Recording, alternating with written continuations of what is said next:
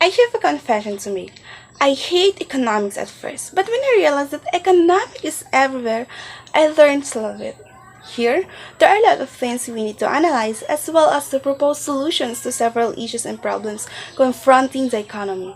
The scarcity, population growth, unemployment, environmental poverty, and natural resources are all economic, but we don't need to memorize and define the meaning of each of them.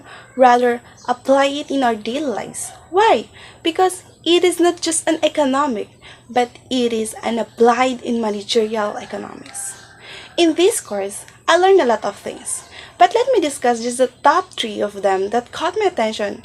First, the utility. Second, the opportunity cost. And lastly, the demand and supply. Let's talk about the utility.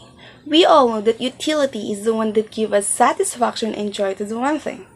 I and my family loves to go somewhere. I will tell you a story that I can apply to the utility.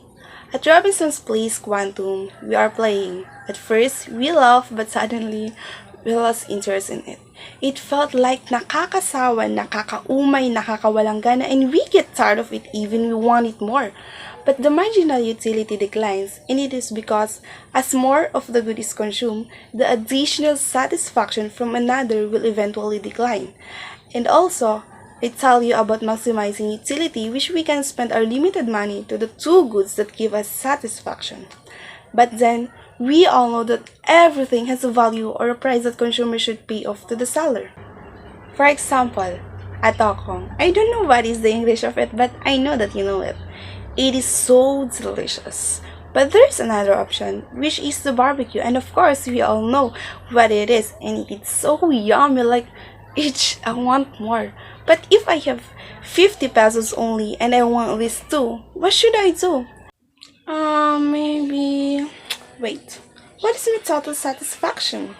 Let us say that my satisfaction in Tokong is 30, 27, 24, 21, with a price of 10, while in the barbecue is 40, 37, 34, 31, 29, 27, because it is more delicious with the price of 5. Well, I can buy more on barbecue than tokong, and I can get 6 barbecue and 2 tokong, and that's it. My satisfaction was filled even in just 50 pesos with the help of maximizing utility. Let's move forward to the opportunity cost. Opportunity cost is the value of something that was given up in our personal life. For example, I and my nanay are always together when she wants to go in the market to buy some stuff or groceries. I wonder why she always wants me to be with. Well, maybe because she wants someone to carry all her things. I know some of us experience it, but I enjoy it because it is the one way to get along with her. I noticed that there are times when my nana uses the opportunity cost. How? By choosing another good over another. Example, when we buy our dish for the lunch, she always asks me a meat or a fish. Of course, I prefer more on a meat, but it always ends up with a fish. Why? Maybe because of our budget? Sometimes I think about, what if I choose the fish over meat? Did she buy meat? Funny, right? But well, my nanay choose or buy the fish, so the opportunity cost here is the meat, and that's how I understand the lesson about the opportunity cost. Another topic that caught my attention is the demand and supply.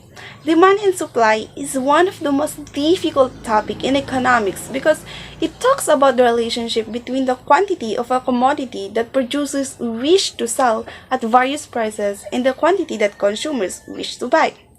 The demand is the behavior of the buyer in the market, and there will be a demand if there is a willingness and ability of the buyer to buy those goods and services in the market. Remember, willingness and ability, not just you are willing but you don't have ability. These two must be together to call it a demand. You must be willing and able to buy that good at a given price within a specific period of time. And always remember that demand is always a downward sloping curve because the relationship of quantity demanded and price is inverse or negative relationship between quantity demanded and price of the product. In the law of demand, it states that as price of the goods and services in the market increases, buyers can buy less as a result of quantity demanded for goods or services increases, and as price declines, it means that buyers can buy more goods and services, so quantity demand will increase.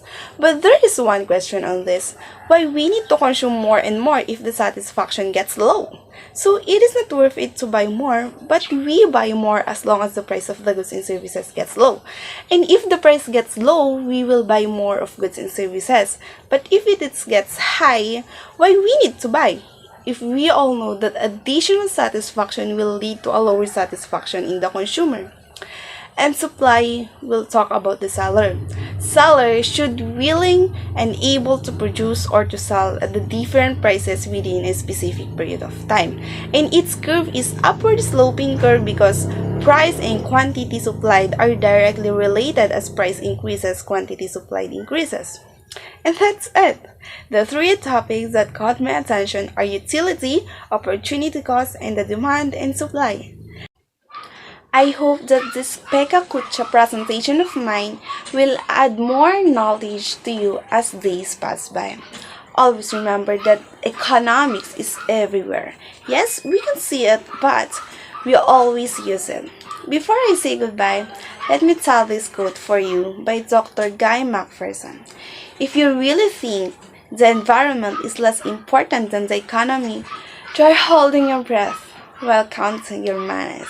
So let's love economics. Thank you and God bless us all.